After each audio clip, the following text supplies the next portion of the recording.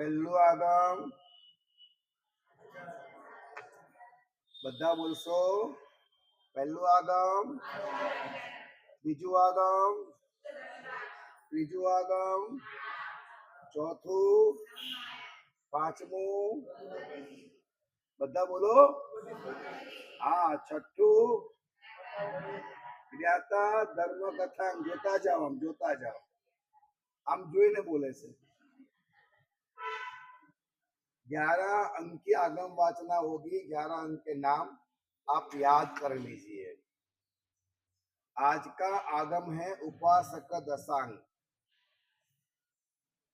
इस आगम के अंदर परमात्मा के हजारों लाखों श्रावक, लेकिन उसमें से जो परमात्मा के टॉप 10 श्रावक थे, उनका जीवन का वर्णन इस आगम में किया गया है. वैसे देखा जाए तो 45 आगमों के अंदर चौसरण पहनना और पचखान, आवश्यक सूत्र और उपासक दशांग, ऐसे कुछ आगमों को छोड़ करके सारे ही आगम साधु भगवंतों के लिए है. और इस आगम में भी सारे आगम समझ लीजिए, वर्णन किया है सावकों का, लेकिन उपदेश तो साधुओं को ही दिया गया है. कल का भी आगम था ज्ञाता धर्म कथान, उसमें भी यही बात थी. वर्णन किसी का भी करे, अंत में उपदेश भगवान किसको देते हैं? साधु भगवंतों को ही देते हैं. यानी कि एक अपेक्षा से साधु ही जिन शासन है, एक अपेक्षा से साधु से ही जिन शासन चलता है, एक अपेक्षा से साधु के पंच महाव्रत से ही ये विश्व टिकता है. विश्व का मूलाधार साधु के पंच महाव्रत है. दूसरी एक बात के समवायांग नाम के चौथे आगम के अंदर एक बात आई थी कि जो परमात्मा की द्वादशांगी है वो अपौरुषीय है, वो अचल है और वह ध्रुव है.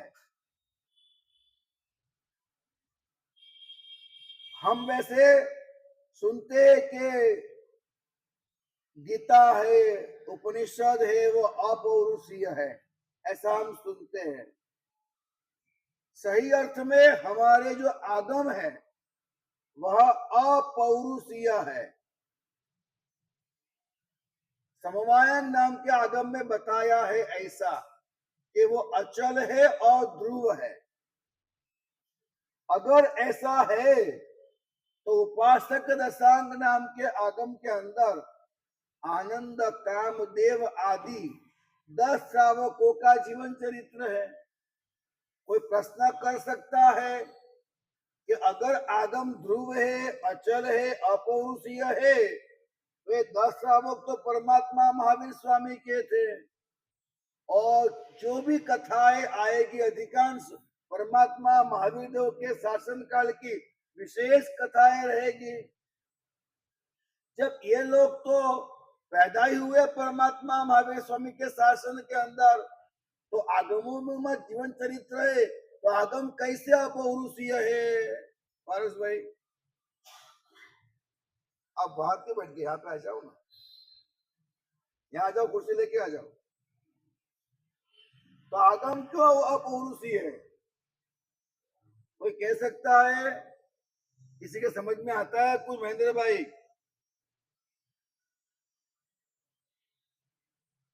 मैंने आज आपको खड़ा इसलिए किया था, मेरे मन में एक ही विचार आया कि पूरे संघ में अगर ज्ञान का भंडार है तो महेंद्र भाई है, ज्ञान की रुचि है तो महेंद्र भाई. एक ऐसा शख्स है अपने संघ के अंदर, वीरेंद्र भाई है, वो क्रिया, आराधना और आप सबके हिसाब से जानकारी उनकी अच्छी है.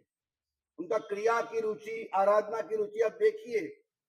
तो हमारे यहाँ अगर सबसे बड़े कोई हमारे संघ के प्रमुख है तो ऐसे सावक है, बाकी जो पैसे वाले प्रमुख होते हैं। हमारे यहाँ सबसे बड़े अगर कोई दानी है तो ये सावक है, कि जो ज्ञान और क्रिया की रुचि रखते हैं, वो हमारे यहाँ बड़े सावक है। तो जितना बहुमान हमें पैसे वालों पे होना चाहिए, उससे अनंत गुण ज्यादा बहुमान हमें ऐसे सावकों पे होना चाहिए। मूलचंद जी नहीं आया, ये मूलचंद जी है, महेंद्र भाई है, इनके जो बेटे है खलीलाल जी है, वीरेंद्र भाई है, अभी लगभग जो बैठे वो सब छाट छाट के बैठे हुए हैं। अब बहनों में तुम्हारे साथ बताएंगे ये कौन है, लेकिन मैं ऐसा समझता हूं कि आप ही हमारे लिए अब्जोपति आदमी हो, आप ही जिन शासन के स्तंभ हो, आपसे ही शासन और संघ चलने वाला है, और ये आगम आप लोगों के लिए है। बराबर दिमाग में समझिए, क्या होता है कि हम प्रवचनकार महाराज साहब को ज्यादा लाते हैं, लेकिन हमें चारित्रवान ज्यादा पसंद करने चाहिए। हम साधु कौन से पसंद करेंगे? जो प्रवचनकार है वो दृष्टांत, दलील, तर्क, एक्सप्रेशन, एक्शन, उदाहरण, क्या समझाने की शैली, वो सब कि हमें जिनका चारित्र अच्छा हो, किसको पसंद करेंगे हम? यू बैठ जाओ, मेरे सामने आओ यूं। हाँ, आगम की फूट पड़ रही है आपको। धन्यवाद है, धन्यवाद है, और क्या कहूं, चलता है वैसे, लेकिन धन्यवाद है। मंदिर में क्या होता है कि भगवान चारों तरफ होते हैं, नीलनायक के सामने बैठते हम, तो भी धन्यवाद है आपको। आप बैठिए, बराबर है, नो प्रॉब्लम मेरे भैया, अच्छा लगता है। क्या कह रहा था मैं?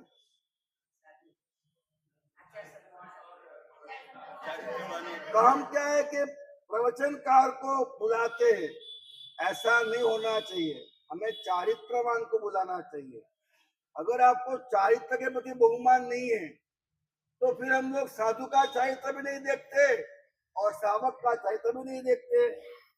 तो नंबर 1 सबसे महत्वपूर्ण कोई चीज है तो उसमें यह है कि पंच महाव्रत, और उसमें भी चौथा व्रत और परिग्रह व्रत, ये 2 व्रत बहुत इंपॉर्टेंट है।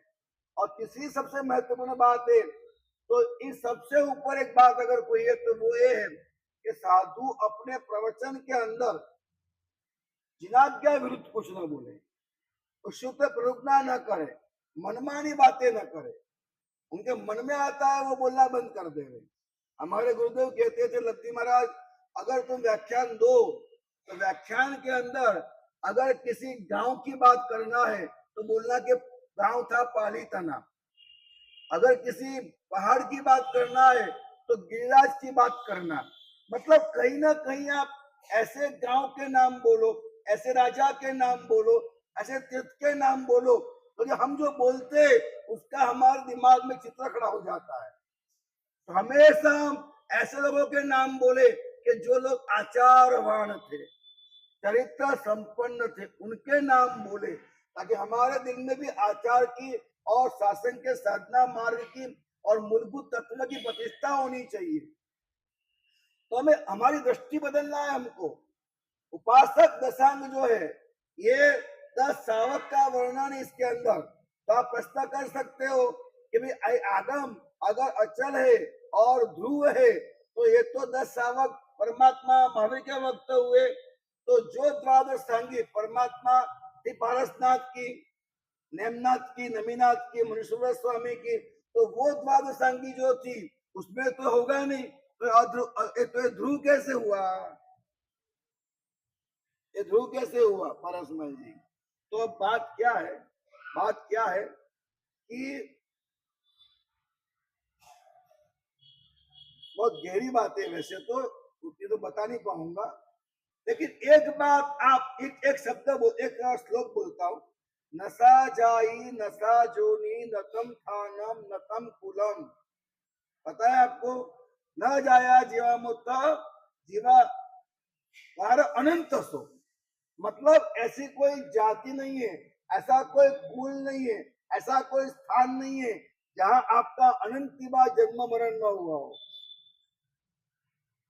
अगर आप कोई फिल्म देखते हैं तो आपको हरदम सोचना है कि ये जो फिल्म हो रही है ये जिंदगी एक बार मेरी भी थी। आप किसी को भी कहीं पर भी देखो तो ये बात अवश्य सोचो कि एक दिन मेरा भी ये समय था। हमारे खंभात के एक बाना भाई थे, उन्होंने मुझे अच्छी बात सिखाई थी। मुझे बार बार कहते, लब्धी महाराज आप रास्ते से निकलते हो, आपको काला कुत्ता दिखे, और वो काला कुत्ता भी कैसा हो कि कान पे माथे पे चोट लगी है, और बगाई जो होती है, जो वो जीव जंतु वहां भरे पड़े रहते हैं, और ईयड़ हो गई है, और कई मक्खियां बन बन बन बन करती है, ऐसा कोई कुत्ता हो। अब सोचिए, अगर आपके घर में घुसता है तो आप क्या करेंगे? आप बैठने देंगे? घर में घुसने देंगे? करेंगे ऐसा? हट हट हट ऐसा करेंगे? माना भाई ने मुझे एक बात सिखाई है, और हमारे गुरुदेव और सागर सुश्री जी महाराजा, उनके साथ में विहार कर रहा था एक बार, तो सामने से एक कोई गरीब आदमी आया, पागल सा था, तो वो निकला तो गुरुदेव खड़े रह गए। गुरुदेव खड़े क्यों रह गए? बोले उसके लिए मैं 3 नौकार गिनता हूँ। क्या बोले गुरुदेव? उसके लिए मैं 3 नौकार गिनता हूँ।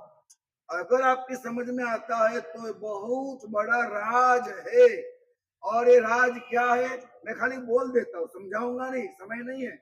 राज ये है, हमारे सामने घटित होने वाली घटना हमें ये बताने को आती है कि सुधर जा, वरना ये तेरी आगे बारी है। समझे आप? कभी भी आपके कान पे बात पड़ी कि किसी को कैंसर हुआ और मर गया, तुरंत ही उनके बारे में 3 नौकार गिनो। मैं आपको समझाऊंगा नहीं, बहुत गजब की बात कह रहा हूं।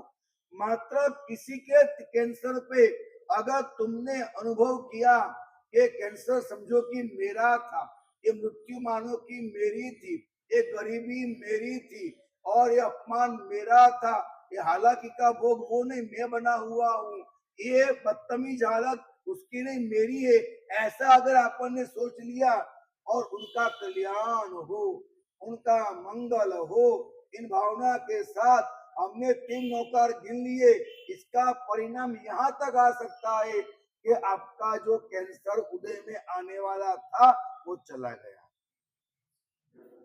हो सकता है ये बहुत बहुत।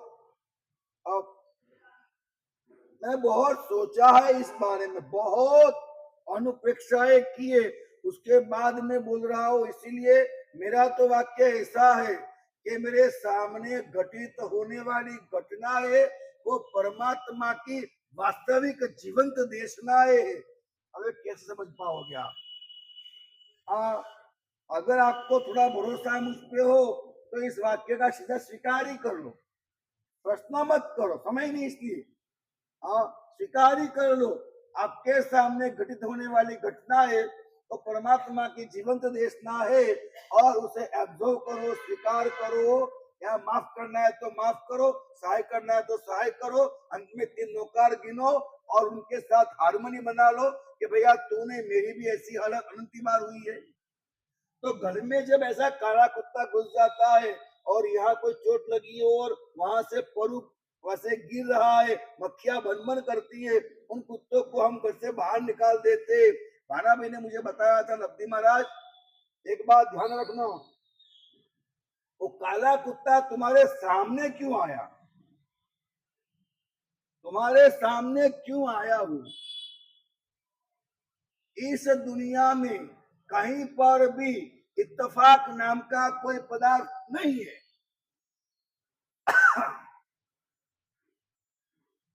हम इत्तेफाक से मिल गए, ये क्या बात है? झूठ है ये। विज्ञान और धर्म दोनों के एक ही सिद्धांत है।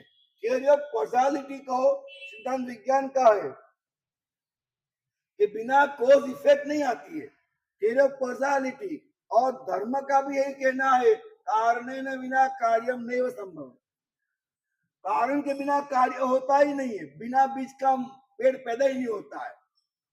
तो कुछ तो होता है, हर घटना के पीछे कुछ तो होता ही है।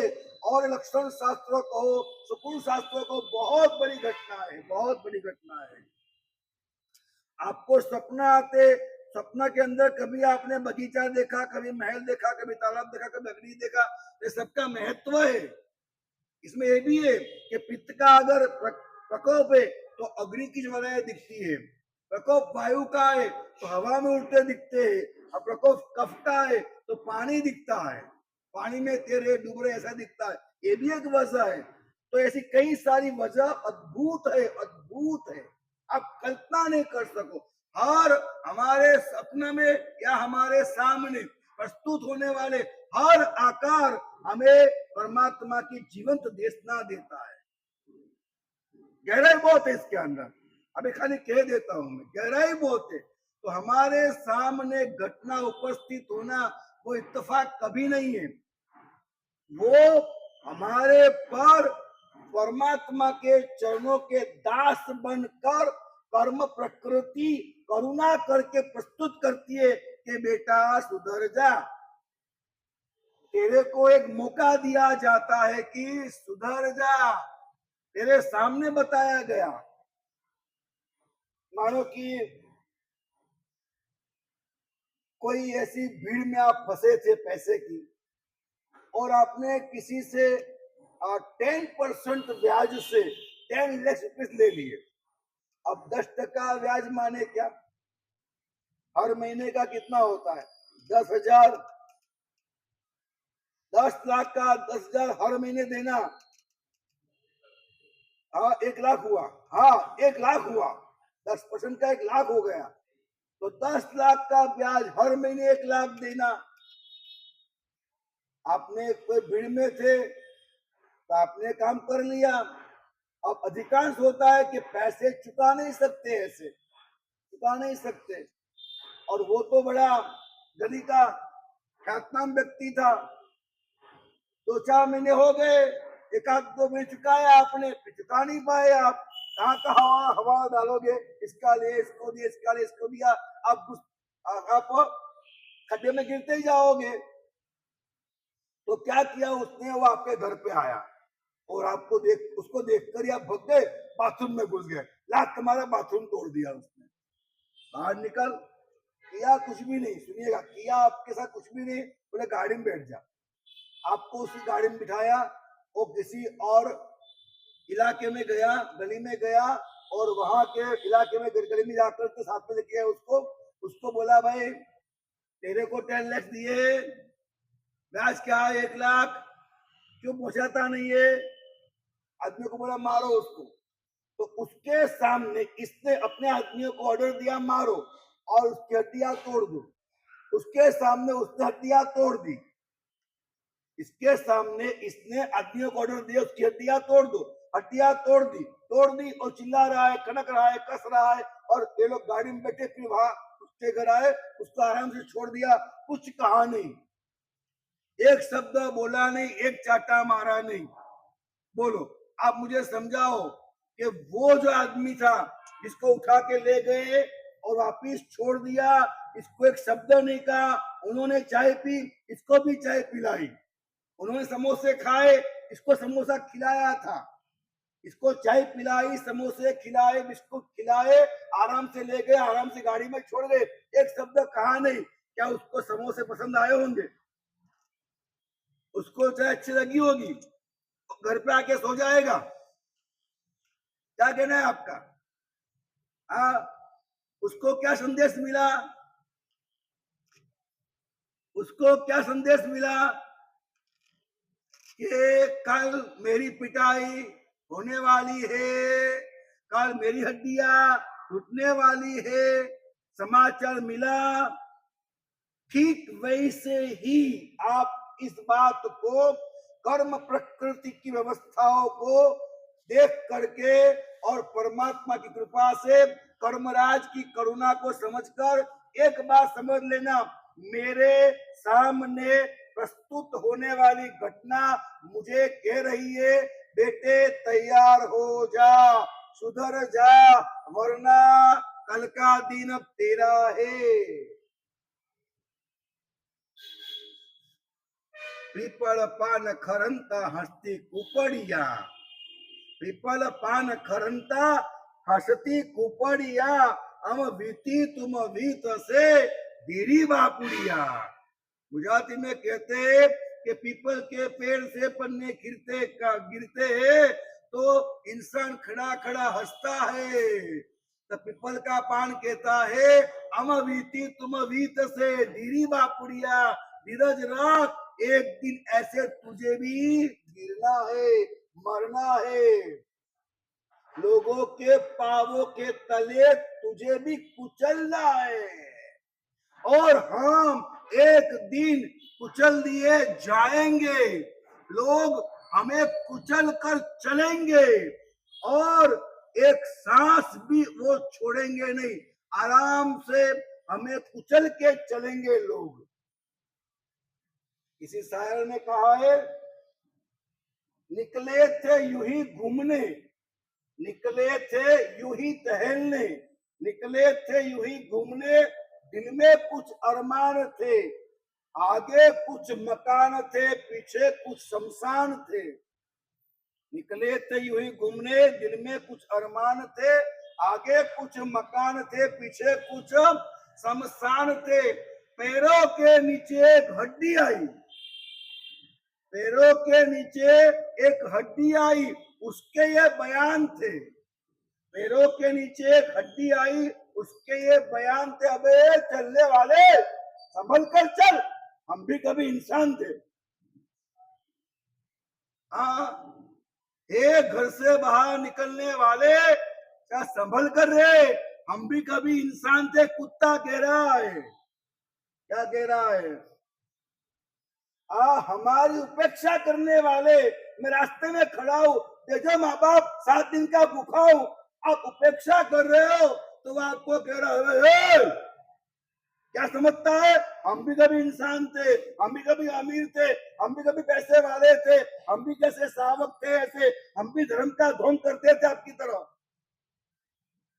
नहीं समझे आप? हाँ, हम भी कभी धर्म का ढोंग करते थे आपकी तरह। क्यों ढोंग, कैसे? आपको दया नहीं है, निम्न करुणा नहीं है, क्या मान रखा है आपको, सब चोर कुचक्के होते हैं क्या, सब ठग होते हैं क्या? सुन लीजिएगा कान खोल के, मांगने वाला चोर हो उसका पाप है, मांगने वाला ठग हो उसका पाप, उचक्का उसका पाप है, आप नहीं दया करते आपका पाप है, आपको दया न करना वो आपका पाप बन जाता है। आपको फाइनली पता होता है दृष्टांतों के साथ, दलील के साथ और गवाही के साथ कि एक वास्तव में चोर है, उचक्का है, डाकू है, गुंडा है, शराबी है, तो आपको नहीं देना है। मुझे बताइए कि आपको एक ख्याल है कि मन में खाली बस आपके पैसे बचाने के लिए आपने बोल दिया, अरे क्या देना ऐसे को, ऐसे दारू पीते, क्या देना ऐसे को, ऐसे मांस खाते, क्या देना ऐसे को, ऐसे गंदू खाते, क्या देना ऐसे को, जाके भी झगड़ते। ये मात्र आपका बचाव है, क्या है, क्या है? आपकी दया मर गई ना, आपकी दया मर गई कि नहीं मर गई? सामने वाला कुत्ता कहता है हम भी कभी, सामने वाला गरीब कहता है हम भी कभी अमीर थे, और धर्म, हाँ आगे आप समझ लो, हम भी कभी आपके जैसे तथा कथित धार्मिक थे, हम भी कभी आपके जैसे तथा कथित, हाँ, जिनने बड़ी बड़ी बड़ी बड़ी बड़ी बड़ी चोरियां की, हाँ, जिन्हें बड़ी बड़ी बड़ी बड़ी बड़ी बड़ी चोरियां की वो अदानी अंबानी हो गए, तो चिमुच्ची चोरियां की वो डायमंड बिजनेसमैन और सेठिया सीमंत हो गए। और कभी कभी लगता है जो चोरी कर न पाए वो यहाँ के बैठ कर धार्मिक हो गए, जो चोरियां कर नहीं पाए, कभी कभी ऐसा भी लगता है। आप ऐसे नहीं है, आप ढोंगी नहीं है, आप तथाकथित नहीं है, आप वास्तविक धार्मिक है। मैं आपको व्यंग्यात्मक भाषा में बात करता हूँ, थोड़ा सा टोकने के लिए, समझाने के लिए व्यंग्यात्मक बात करता हूँ। आप ऐसे नहीं है, लेकिन एक बात करता हूँ कि तथाकथित धार्मिक हो जाते, हम वो पाप कर नहीं पाए ना, हम वो चोरी कर नहीं पाए ना। और ये मैं तो हाथ जोड़ के बोलूंगा, अंदर झांक के तराश लो भैया, आप कौन है वास्तव में। आप पाप नहीं कर पाए वो हो, आप चोरी नहीं कर पाए वो हो, आप दुनिया भूकंप नहीं जमा पाए वो हो, आप नेता अभिनेता कॉर्पोरेट वर्ल्ड के बादशाह नहीं बन पाए वो हो, क्या आप सब बन पाते थे, उसके बावजूद भी सब छोड़ छाड़ के आप धार्मिक हुए वो, आप कौन हो वो आपको सोचना है। एक बात फाइनल है कि काला कुत्ता कह रहा है हम भी कभी इंसान थे, इतना ही नहीं है, काला कुत्ता ये भी कह रहा है कि कभी तुम भी कुत्ते थे। क्या कह रहा है? कभी हम भी इंसान थे, किंतु मैं इतना नहीं कह रहा है, वो इतना भी कह रहा है कि हे चलने वाले, देखने वाले, उपेक्षा करने वाले, कंजूस मारवाड़ी, संभल के चल। हाँ, हम भी कभी इंसान थे, तुम भी कभी काले कुत्ते थे। क्या कहते, क्या कहते, क्या कहते बोलो? हाँ, हम भी कभी और तुम भी कभी काले कुत्ते थे। हाँ, तुम भी कभी काले कुत्ते थे, तो ये क्यों समझ नहीं रहे हम लोग? हमारे सामने, मैं तो इतना कहता हूं कि आपके सामने घटित होनी घटनाओं को न्याय दो। आप कुत्ता आता है, गरीब आता है, भिखारी आता है, भूखा आता है, प्यासा आता है, हमारे धर्म ने कहा है कि आप अनुकंपा दान का व्रत रखो, आपको अनुकंपा करना है, आपको जीव दया भी करना है, ऐसे उपेक्षा नहीं करना है अपने को, ऐसे उपेक्षा हमें नहीं करना है। परमात्मा के शासन के अंदर हमें हमारा जीवन परोपकारमय बनाना है, हमें हमारा जीवन को व्रतमय, नियममय, पचखांडमय बनाना है। उसके बाद ये भूमिका है पहली, उसके बाद आप शावक बन सकते हो, उसके पहले आपको शावक होने का अधिकार नहीं है। इसके पास मानवता नहीं है, वो मानव कैसे हो गया भैया? जिसके दिल में, आपको बात बताऊं, मनुष्य भव का बंध, आयुष्य का बंध कब होता है पता है आपको? कब होता है? देखा है कर्मग्रंथ के अंदर, वही तनु कसाओ दान हुई मध्यम गुनो, प्रकृति से पतले कसाई। कसाई कौन से? कौन से? तो प्रकृति से यानी स्वभाव से आपको सहज रूप से गुस्सा नहीं आता है, आपको सहज रूप से अभिमान नहीं होता है, आपको सहज रूप से लोभ नहीं होता है, आपको सहज रूप से माया पसंद नहीं है, आप बहुत सरल है सहज रूप से। अगर सहज रूप से आप कसाय पतले आपके, और दान रुई स्पेशल लिखा, दान की रुचि नहीं है, मैं कब दू, मैं कब दू, मैं कब दू, किसे दू, समय आया दे दू, मौका आया दे दू, घटना घटी दे दू, दे दू, दे दू, दू दू। तो देने की भावना जो है वो दान की रुचि नहीं है, तो आप मनुष्य नहीं बन सकते। देखिए, जैन शासन के अंदर 4 संप्रदाय है, 4 फिरके हैं। एक फिरका ऐसा है जिसने जिसने नाम, स्थापना, द्रव्य भाव, 4 निक्षेप है, एक निक्षेप ही छोड़ दिया। मैं नाम नहीं बोलूंगा, आप समझ लीजिए।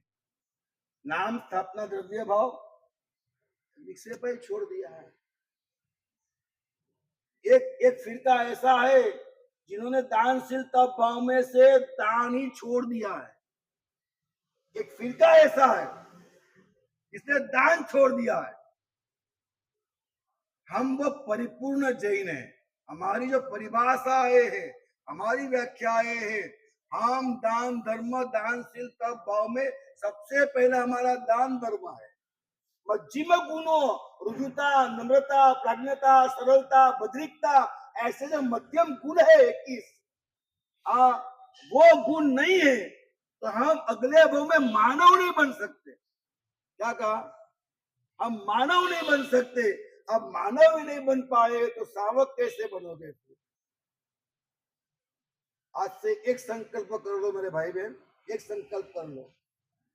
आप अपने घर के अंदर किसी को आपकी वजह से दुखी नहीं करोगे। हो सकता है इतना, आपके घर के अंदर आप किसी को दुखी नहीं करोगे।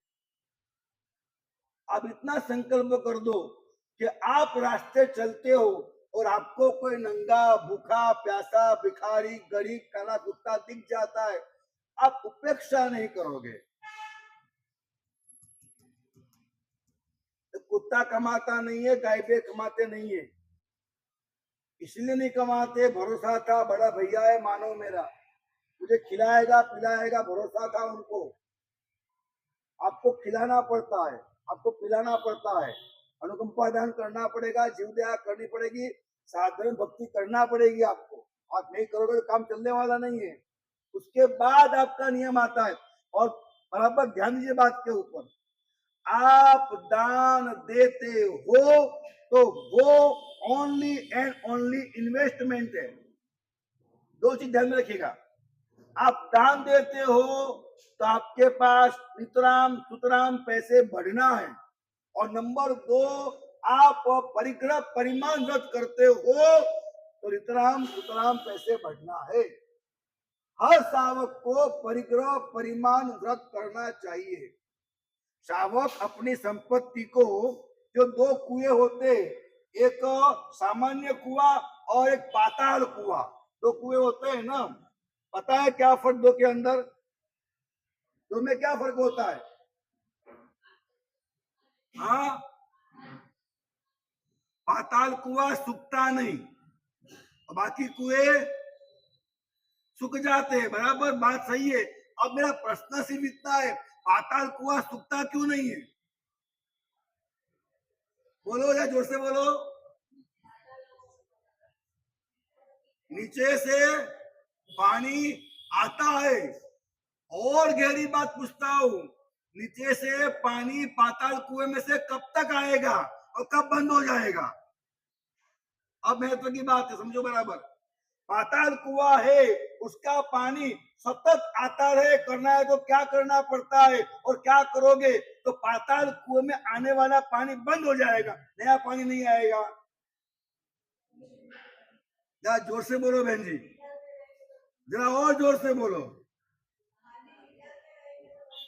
आप अकेले बोले, सब बोलो साथ में, पानी।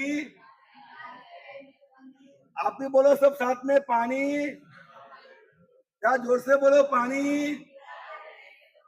हमारे भाई लोग पर दान मत देना है, बोलो सही आप यार, बोलो पानी। सावक अपनी संपत्ति को पाताल कुएं की समझता है। बराबर ध्यान दीजिए, पाताल कुएं के अंदर भूगर्भ सरिताएं होती है, वो निकालते, अरे सरिता है कि छेद है, ऐसे पानी आ रहा है, बराबर है। और पानी निकालेंगे तो पानी जगह रहेगी आने की। अगर पानी आ नहीं रहा है, पानी भर गया ऊपर, अब नया नहीं आ रहा है, तो धीरे धीरे वहां पर वो पानी कैसे आने वाली रेत है, धूल जम जाएगी, तो वो मार्ग बदल देगा। मतलब फिर वो पानी, वो भूगर्भ सरिताएं बंद हो जाती है। तो कहा है कि सावक अपनी संपत्ति को क्या समझता है? पाताल कुआं, मतलब निकालते ही जाता है, निकालते ही जाता है, निकालते ही जाता है। आपके सूरत के अंदर मंदिर बना है, चिंतामणि पारसनाथ जी का बना है। कैसे बना है? 1 रुपये में बना है। और जिस दिन उल्टा कर दिया तो थैली में से रोज रुपया, रोज रुपया, रोज रुपया। लेकिन सोचा कि थैली कैसी है, उल्टी कर दी तो खत्म हो गई बात। समझते हैं आप बात को? बकरी जो है वो सोने की लिंडी रोज दे रही है, रोज दे रही है, रोज दे रही है। उसने कहा रोज लिंडी सोने की देती है, एक बार काट के सब निकाल दूं तो खत्म हो जाता है। आप समझो मेरी बात को। आप अगर ये समझते हो कि मेरे घर के अंदर पैसे आ रहे हैं, मैं 5 करोड़ 50 करोड़ में फिक्स कर दूं, आना बंद हो जाएगा, फिर आना बंद हो जाएगा।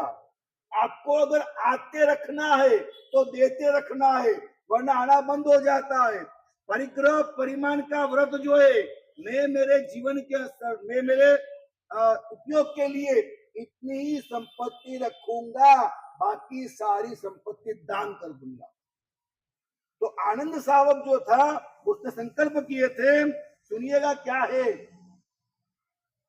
4 कोटि डायमंड हीरा, हिरण्य कोटि 4 करोड़ हीरा हिरण्य कोटि, 4 करोड़ हिरण्य कोटि निधान के अंदर, 4 कोटि हिरण्य कोटि ब्याज के अंदर, 4 हिरण्य कोटि धन धान्य के अंदर, अब 10,000 गायों का एक व्रज, ऐसे 4 व्रज उनके वहां थे, 4 व्रज थे। ये उन्होंने क्या किया था, ये उनका परिग्रह परिमाण व्रत था। हर एक सावक का आएगा, मेरे ख्याल से जो कामदेव सावक है उनका तो और ज्यादा है प्राय, क्या देख के बोलता हूं मैं, जो कामदेव सावक है उसका तो 6 हिरण्य कोटि है, उनका 4 तो उनका 6 हिरण्य कोटि है, 6 हिरण्य कोटि और 6 व्रज, इनके 4 व्रज थी, 6 व्रज है। 10,000 गायों का है, 60,000 गाय होती थी उनके वहां। हाँ, गाय भी होती थी उस जमाने में, और उस जमाने में भैंस भी होती थी, बकरे भी होते थे। आगम में लिखा हुआ है, लोग बोलते कि हम इसलिए गाय की पूजा करते कि तब भैंस नहीं थी, भैंस बाद में आई, बकरे बाद में आए, बेटे बाद में, ऐसा नहीं है, ये सब पहले भी था। भले चाय बाद में आई आपके वहां, टमाटर बाद में आया है आपके वहां, और अभी वो क्या फल आए, सब ड्रैगन फ्रूट आए बाद में आए, वो बंद करो करना हो तो। लेकिन गाय भैंस बकरा सब पहले से थे, आगम में बार बार सब बातें आती है। तो ऐसे इतना उन्होंने ये व्रत किया हुआ था, सारे व्रत किए थे उन्होंने व्रत किया था। प्रथम स्थूल प्राणातिपात का प्रत्याख्यान किया था कि यावत जीवन मन वचन काया से स्थूल प्राणातिपात का आचरण नहीं करूंगा, नहीं कराऊंगा। स्थूल मुसावा के प्रत्याख्यान किया था, यावत जीवन 2 करण 3 योग से मोचन काया से मुसावाद न करूंगा, न कराऊंगा। सदत्ता दान का स्वद्वारा संतोष शिवानंदा नाम की पत्नी के सिवा कहीं पर भी मैथुन विधि का सेवन नहीं करूंगा। इन्होंने सुवर्ण बता दिया मैंने आपको। वैसे गायों के बारे में 500 तो 100 बीघा खेड़ी सकाय, ये एक हड़, 100 बीघा खेती करने के लिए एक हड़, ऐसे तो उनके पास 500 हल थे, कितनी बड़ी जमीन होगी। तो पूरा वर्णन सुनोगे ना आप तो ताज्जुब हो जाओगे। मतलब ये नहीं है कि सावक निर्धन होते, ऐसा नहीं है। हमें गरीबी लेना, सुखे माथे सिला पड़ो हरिनाम बिसराय, बलियारी दुखन की बरपल हरि समराय, ये हमारी बात नहीं है, अधर्म की बात है, अनधर्म की बात है। जैन धर्म में नहीं कहा ऐसा। सुख आए लेकिन सुखी नहीं होना, ये जैन धर्म है। दुख आए दुखी नहीं होना, ये जैन धर्म है। ऐसे उन्होंने कई सारे लीला हरा, जेठीमत के दातन के अलावा और कोई दातन का यूज नहीं करना, ऐसे कई सारी इसमें उन्होंने मतलब के कौन से वस्त्रों, कितना पानी, कितने आभरण, कितने धूप, कितने पीने के पदार्थ, कितने भक्ष्य मिठाई, चावल है, और ये सूप है, दाल है, एक है कि सब्जी है, कई सारी चीजें लिखी है। उस सब का उन्होंने अपने जीवन के अंदर अलग अलग और उसके साथ साथ व्रत किया था उन्होंने। अन्य तीर्थिक या अन्य देव उनको वंदन नहीं करेंगे, ये लिखा है इसके अंदर। आगे ये भी लिखा है कि हमारी अरिहंत की प्रतिमा है, लेकिन अन्य के पास है तो भी वह वंदन नहीं करेंगे। वैसे ही ऐसा स्वीकार करने के बाद घर पे कह दिया उन्होंने कि अब आज से मुझे किसी भी कार्य में पूछने का नहीं, अब मेरा काम पूरा हो गया। मैंने बहुत कमाया, बहुत घर चलाया, बेटे बड़े हो गए, आज से मैं संकल्प करता हूं कि आपको जो करना है सब सौंप दिया है, आज से मुझे घर के काम में पूछना नहीं। अब मैं घर के काम से आरंभ से निवृत्त होता हूं। आगे लिखा है कि आज से मेरे लिए मुझे कभी पूछने को मत आना कि आज आपके लिए खाना क्या बनाऊं। आज से मेरा प्रत्याख्यान है कि घर में जो बनेगा वो मैं खा लूंगा, मेरे लिए घर में खाना भी नहीं बनाना, ये पचखान किया था। और ऐसे आराधना साधना सब करते करते आनंद सावक को अवधि ज्ञान उत्पन्न हुआ। क्या उत्पन्न हुआ? अवधि कितना बड़ा हुआ? पूर्व दिशा में लवण समुद्र 500 योजन, इसी तरह से पश्चिम में, दक्षिण में और उत्तर दिशा में शुद्र हिमवत नामक वर्षा पर्वत वहां तक वो देखने लगे। ऊपर सौधर्म देवलोक को देख रहे थे और नीचे 84,000 वर्ष स्थिति वाले रौरूल्य नाम के नरकावास को देख रहे थे। बाकी आप जानते हैं गौतम स्वामी आए थे और उन्होंने बात करी, नहीं होता है, समापना करने को आए, कितने सरल थे गौतम स्वामी, ये सारी बात बताई है। कामदेव सावक की एक बात बता के पूरा करूंगा। कामदेव सावक की गजब की बात इसके अंदर है, देखो सुनो। कामदेव, आनंद आदि आगे कई सावक की बातें इसी तरह की आएगी। सारे सावक सब इतने श्रीमंत थे, पढ़े लिखे थे, गांव में इज्जत आबरू था, वो सब होते हुए भी वो सावक लोग रोजाना शाम को पौषध करते थे। अधिकांश रोजाना शाम को पौषध करते थे। हर सावक के बंगले में पीछे जगह रहती थी और हर सावक ने बंगले के पीछे जगह के अंदर अलग से पौषधशाला बनाई थी। पूर्व के काल में आपको पता होगा, शायद पूर्व के काल में ऐसे उपाश्रय नहीं थे, पता होगा आपको। अम्बेशाला कभी नहीं थी, धर्मशाला कभी नहीं थी, ना धर्मशाला ना अम्बेशाला ना उपाश्रय, ऐसा कुछ था नहीं। क्यों नहीं था? क्यों नहीं था? हर इंसान के घर बड़े थे और मन बड़े थे। अभी क्या है, मन भी छोटे हो गए और घर भी छोटे हो गए। ऐसी कहावत थी, बांधो घर तो राखो वाड़ा, करवो क्लेश बोलो आड़ा।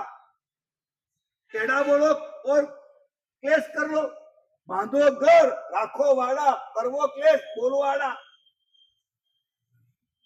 आपको घर बांधना है तो पीछे बड़ा वरांडा होना ही चाहिए, ताकि उस वरांडे के अंदर आपका मल मूत्र विसर्जन प्रक्रिया वहीं पे होती थी। पहले गांव के अंदर कहीं पर भी लैट्रिन बाथरूम नहीं थे। हमारी आज जो व्यवस्थाएं है वो पश्चिम की लाई हुई है। आज जो हमारी व्यवस्थाएं है वो भौतिकता की है। आज जो लाई हुई है, आज की हमारी ड्रेनेज लाइन हमारी सभी की मौत को आमंत्रण है। आप समझ पाया तो समझ लेना। हमने तो रिसर्च करवाया साइंटिस्टों के पास, रिसर्च करवाया है। आज की ये ड्रेनेज लाइन हमारे रोग को, महारोग को और मृत्यु का आमंत्रण है। खतरनाक चीज कर दी हमने। तो वरांडे बड़े थे तो वहां पर उपाश्रय थे। साधु गांव में आते थे तो सावक विनती करते थे, बाबूजी हमारे वहां रुको, हमारे वहां रुको, हमारे। हर घर के अंदर पौषधशाला होती थी। तो हर एक सावक के घर में पौषधशाला थी। नियमित एकासना मिनिमम करते थे और बार बार उसमें वो पौषध करते थे ब्रह्मचर्य व्रत के साथ। उसके 4 प्रकार है, आहार पोषक, सत्कार पोषक, अव्यापार पोषक और ब्रह्मचर्य पोषक। तो वो पोषक करते थे और इतने मजबूत थे, उनकी पोषक की साधना में पूरी रात वो कौशल में रहते थे। तो यहाँ पे लिखा हुआ है, गजब बात लिखी है कि मध्यरात्रि को कामदेव सावक जो है वो पौषध के अंदर कौशल में खड़ा है और एक मिथ्या दृष्टि देव प्रकट हुआ और प्रकट होकर के उसने पिशाच का बड़ा रूप किया। आप लिखा है सब इतना बेडोल था, इतना विभत्स था, आंखें जन मटके जैसी बड़ी, मटका कैसा हो ऐसी बड़ी बड़ी बाहर निकली हुई आंखें थे। उसके कान होता है सुपड़ा अनाज को छानने का, वो सुपड़े जैसे तो उसके कान थे उसकी नासिका गेटे की नासिका थी, बड़े छिद्रवाड़ी में चूल के समान नासिका थी, और घोड़े की पूंछ के समान तो मूछें थी। हाँ, सब लिखा है बहुत सारा। वो आता है ना हल, ऐसे दांत थे, हल जो जमीन जोतने के हल आते हैं ना, वो हल जैसे दांत थे उनके। ऐसा भयंकर, बहुत सारी बातें लिखी है, समय नहीं है। और जीभ बाहर निकली हुई थी। उसने हाथ में तलवार लेके पूछा, कहा कामदेव सावक को, गालियां दी पहले तो, हे दुष्ट परिणामी, हे कुलक्षणी, हे हीन पुण्य, एक काली 14 का पैदा हुआ, लज्जा शोभा धैर्य कीर्ति रहित, धर्म की इच्छा करता है, पुण्य की इच्छा करता है, मोक्ष की इच्छा करता है, स्वर्ग की इच्छा करता है। हे कामदेव, अगर तूने ये कौशल नहीं छोड़ा, अगर तूने ये उपवास नहीं छोड़ा, तो इस तलवार से तेरे टुकड़े टुकड़े कर दूंगा। ऐसा भयंकर अगर देव, एक चिपकली आती है तो, एक कॉकरोच, एक चिपकली, आज तक कौन से कॉकरोच ने किसको काटा? आज तक कौन सी गिलहरी ने किसको काटा? किसको काटा बताइए? कोई है ऐसा? उसको काटा, उसका हाथ काटना पड़ा, वो मर गया, कुछ है दृष्टांत के पास? है किसी के पास? यहां लाओ गिलहरी को और यहां कटाओ, कुछ नहीं होने वाला है, नहीं होता है। अधिकांश सांप भी काटते हैं तो जेल नहीं होता, अधिकांश। लेकिन हम तो कॉकरोच से डरते। यहाँ पे ऐसा भयंकर पिशाच पैदा हुआ और तलवार हाथ में ली और चिल्लाया जो गर्जना की, औसत को त्याग, कौशक को त्याग, नौका मंत्र छोड़ दे, वरना तेरे टुकड़ा कर दूंगा। ये सुनने के बाद समनोपासक निर्भय रहे, न मात्र निर्भय रहे, धर्म ध्यान में स्थिर रहे। बहुत बड़ी बात है। आज तो ध्यान भी नहीं, औसत तो नहीं पा रहा, औसत तो नहीं पा रहा, धर्म ध्यान नहीं गया उनका। अब किसको करें धर्म ध्यान, बात की बात है। धर्म ध्यान नहीं गया उनका। और एक बार कहा, दूसरी बार चिल्लाया जोर से, काट डालूंगा। तीसरी बार कहा, जब 3 बार कहने के बाद उसने औसत नहीं पा रहा, औसत नहीं पा रहा, नौकार मंत्र लोगस का जाप नहीं छोड़ा, तो उस देव ने उनके हाथ में नील कमल की तलवार से उस कामदेव सावक के टुकड़े टुकड़े कर डाले। मात्र कहानी, टुकड़े टुकड़े कर डाले। एक मच्छर काटता है तो क्या होता है? क्या होता है हमको? आपको मच्छर काटते तो बुखार आता है, हमको कुछ नहीं आता, समझ लेना आप। हमको कुछ नहीं आता, हमको मच्छर बार बार काटते हैं, तो हमारे भीतर में वो क्या बोलते हैं, इम्यूनिटी हो गई खड़ी।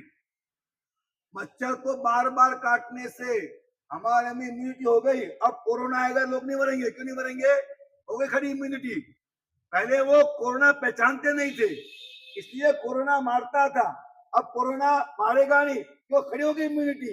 हमने क्या किया? मच्छरों के बीच में गए, मच्छरों में रहे, बसे, और उनकी इम्यूनिटी हमने खड़ी कर दी है।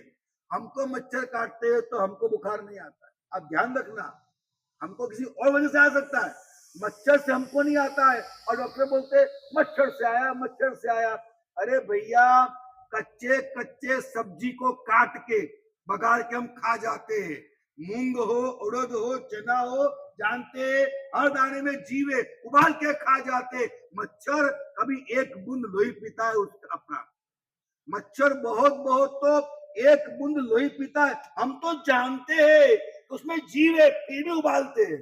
मच्छर को पता नहीं है कि आपको दर्द होता है। मच्छर को मालूम नहीं है आपको दर्द होता है। एक बूंद आपका खून पीता है तो पीने दो ना, उसको जीवन जीने दो ना, क्या फर्क पड़ता है? हम परमात्मा महावीर उपासक है, कामदेव के भक्त है, हम कामदेव के भक्त है। ये कामदेव के भक्त है, सुनिएगा। और ये कामदेव सावक जो है, कौन सा कामदेव? सावक का ध्यान रखना, और कोई कामदेव मत समझना। हाँ, ये कामदेव के उपासक है, और इसको टुकड़े टुकड़े कर डाले, लिखा है इसके अंदर कि तीव्र और दुस्सह वेदना को वो सहन कर रहे थे। ये मात्र कल्पना नहीं थी, टुकड़े टुकड़े कर डाले, दुस्सह वेदना को वो बर्दाश्त कर रहे थे। ऐसे करते करते करते करते लिखा है कि बड़ा बड़ा हाथी का रूप किया और टुकड़ों को कुचल डाला। इतना कुछ होने के बाद भी वह कामदेव अपने कौशक को पाता नहीं है। ऐसी अवस्था में भी वो नौका मंत्र छोड़ता नहीं है। ऐसा एक बार किया, 2 बार किया, 3 बार किया, उसके बाद उसको फिर से खड़ा किया, फिर से काटा, फिर से खड़ा किया। देव माया थी, एक बार काटा वेदना हुई, फिर जोड़ दिया, फिर काटा वेदना हुई, फिर जोड़ दिया, उसके बाद और एक बार जोड़ के चौथी बार हाथी का रूप किया, ऐसे पकड़ के आकाश में उछाला और जमीन पे गिराया और तीक्ष्ण दांतों से उसको चीर दिया। भगवान महावीर की वेदना, भगवान महावीर स्वामी के उपसर्ग हमने सुने, लेकिन ये तो कामदेव नाम के सावक को आए उपसर्ग है। भगवान महावीर तो महान वीर थे, उनके जो सावक थे वो कितने वीर होंगे। और वीर का मतलब क्या, आपको भी समझ में नहीं आती बात। वीर का मतलब ये है कि वो टुकड़े होने वाले शरीर के अंदर थे ही नहीं, वो तो अपनी आत्मा में थे। ये वीर का मतलब है, ये और समझना पड़ेगा कभी अपने को, यही साधना है। और ऐसा करते करते कई सारे रूप किए, कई सारी बातें लिखी इसके अंदर। तो अब सब शांति पूर्वक उन्होंने ये सहन किया, और जब ये सब सहन किया तब देव प्रकट हुआ और कहा कि हे समनोपासक, तू धन्य है, तेरा धर्म भी धन्य है। और ऐसा कह करके उसने कहा कि इंद्रलोक में देवेंद्र ने तेरी प्रशंसा की थी, वो मैं सहन नहीं कर पाया, इसलिए मैं यहाँ आया था और मैंने आपको उपद्रव किया। अब आपके पैर पड़ता हूँ, क्षमापना को मैं करता हूँ। ऐसा किया। सुबह के टाइम उठ के कामदेव परमात्मा के समूह शरण में गए, परमात्मा के समूह शरण में गए। जब गए समूह शरण में, तो परमात्मा ने सारे साधु और सारे साध्वियों को कहा, हे कामदेव, खरेखर वास्तव में मध्यरात्रि को समय तेरे पास जो देव आया था, पिशाच का रूप किया था, दर्द पहुंचाया था, तुम विचलित नहीं हुआ और तूने वो जीत लिया। ऐसा तूने किया, इसलिए मैं मेरे सरस निर्ग्रंथ और निर्ग्रंथियों को कहता हूं कि हे आर्यो, गृहस्थ वास में रहने वाला समनोपासक कामदेव, मनुष्य देव त्रिय संबंधी उपसर्गों को सहन करने में अगर एक सावक इतना समर्थ है, तो हे मेरे निर्ग्रंथ निर्ग्रंथी द्वाद सांग घनी पिटक का अध्ययन करने वाले, आप तो विशेष योग्य हो और आपको ऐसे उपसर्ग सहन करने चाहिए। ऐसे परमात्मा ने वो सभी गुरु भगवंतों को बताया। उसके बाद कामदेव 20 साल तक समनोपासक पर्याय को पालन किया। 11 सावक की प्रतिमाओं का उन्होंने तप किया। अंत में 1 महीने की संलेखना की और सौधर्म देवलोक में सौधर्मा वतंसक महाविमान की उत्तर दिशा में अरुणाभ नामक विमान के अंदर 4 पल्लियोपम स्थिति वाले देव के रूप में वो उत्पन्न हुए और वहां से वो मनुष्य महाविद्या में जाएंगे, वहां पर जन्म लेंगे, वहां दीक्षा लेकर के उनका मोक्ष होगा। ऐसे 10 सावकों की अद्भुत बातें इस आगम के अंदर बताई गई है।